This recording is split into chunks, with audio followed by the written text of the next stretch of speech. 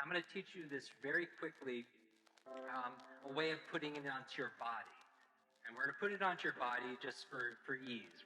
So I'm going to give you the keys to having an ageless mind, killing ants, automatic negative thoughts. How well are you controlling your self-talk?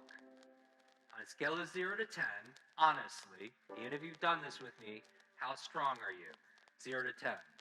Do your thoughts make a difference, yes or yes? If I say constantly I'm getting too old, is that going to be self-fulfilling, yes or yes? If I say I'm forgetful, I have a bad memory, if you fight for your limitations, you get to keep them. And this self-talk, doesn't matter if it's external or it's internal, right? When I was 9 years old, teacher pointed to me saying, that's the boy with the broken brain. You know, that brain injury and those learning difficulties.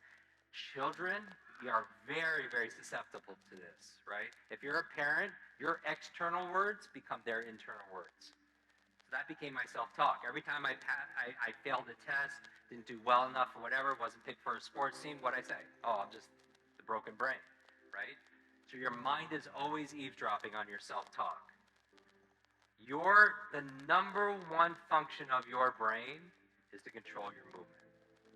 Right? That's why we know there's not just a brain-body connection, but a body-brain connection. That using your body in different ways stimulates neurogenesis, it stimulates neuroplasticity, it stimulates brain-derived neurotrophic factors, which is the fertilizer for making new connections. So you have to move.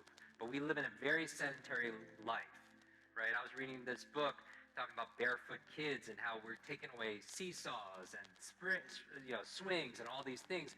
We're overprotecting them, and then we're keeping them in a very sterile environment. They're not moving as much, right? They're always on their devices, and they're not getting the brain growth, right? And it's leading to learning challenges and so on. But how much are you moving every single day? They say sitting is the new smoking, right? You do not want to sit 8 hours a day and just study.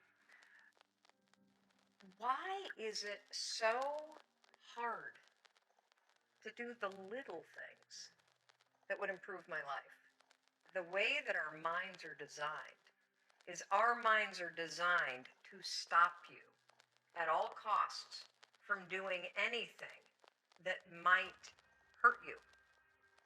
There are so many people in the world, and you may be watching this right now, and you have these incredible ideas, and what you think is missing is motivation. And that's not true. Because the way that our minds are wired, and the fact about human beings, is that we are not designed to do things that are uncomfortable or scary or difficult. Our brains are designed to protect us from those things because our brains are trying to keep us alive. And in order to change, in order to build a business, in order to be the best parent, the best spouse, to do all those things that you know you want to do with your life, with your work, with your dreams, you're going to have to do things that are difficult, uncertain, or scary, which sets up this problem for all of us. None of us can afford to have a life that is controlled by someone else, or a life that is basically controlled by our emotions. I learned many years ago that there are two kinds of people. There's the type of person who says, I'm going to wait till I feel like it before I do it. And then there's a person who says, I've got to do it so that I feel like it.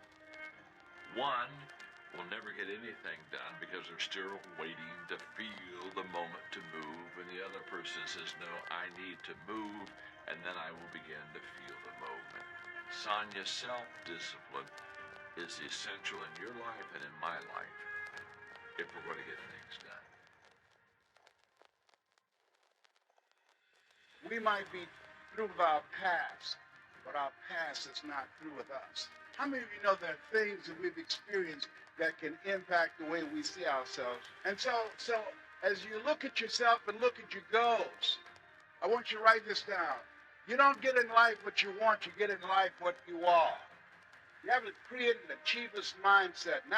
You have to create that yourself. Be ye not conformed to this world. Be ye transformed by the renewing of your mind.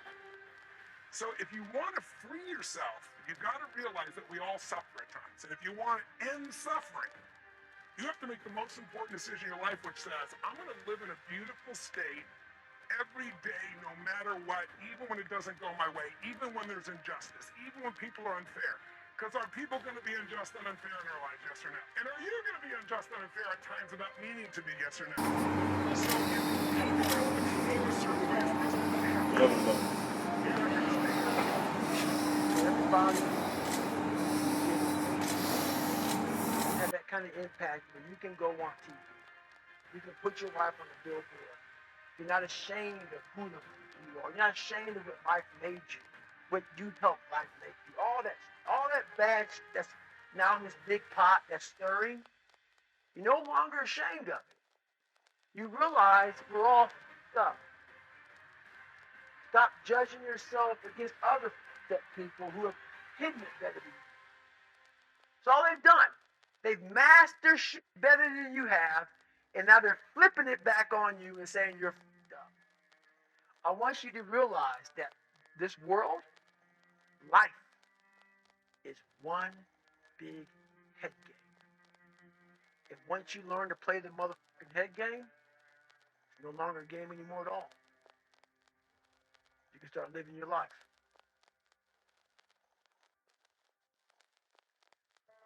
Being successful is so hard, but I realized that not being successful was hard too. The difference between not being successful hard and trying to get successful hard, if you're trying to get successful and it's hard, at least there's some payout. There's a payoff. If you hang in there, there's payoff. When you're not successful, it's hard. It's hard not having money. It's hard never knowing how to come up with your mortgage and your bond and your rent and your let. It's hard not knowing that.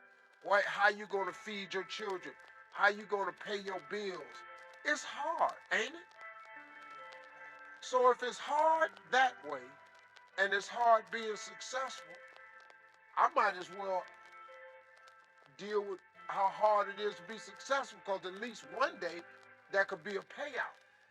If you just stay in the hard part of life of not being successful, ain't no payoff. There's no result for being poor. It's just more poor. You just poor some more. There's no payout. Just make the decision that you're not going to be poor anymore. You have the right. Don't matter how you were born. Who is sitting here right now today? This is the real me, obviously. But I'm gonna go kind of. I'm a very philosophical person. And I'm gonna go there with you real quick. I believe in a higher power. Don't know the name. Don't know where it's coming from. Don't anything like that. But I believe that this power. And visualizing it real quick. Let's say it's a man up there, or a woman, whatever, and they have a chart. And when you're born, they say David Goggins, born February 17th, 1975 at 6 a.m. They write the chart down because they can see everything. They know exactly where you're supposed to be. They know where you're supposed to be. If you die, you go to so-called heaven. You arrive at heaven, I'm 300 pounds. I retired as an eco lab guy, which is okay, just a job, whatever. I go up there and God looks at me and he shows me my chart. And my chart on there says you were supposed to be a Navy SEAL. You're supposed to weigh 185 pounds. You're supposed to be one of the smartest people on the planet, this, all this. You see this. And now you're in heaven, you made it to heaven, but you're like, God, Doc, I was supposed to live that life. I was supposed to live that life. And then you find out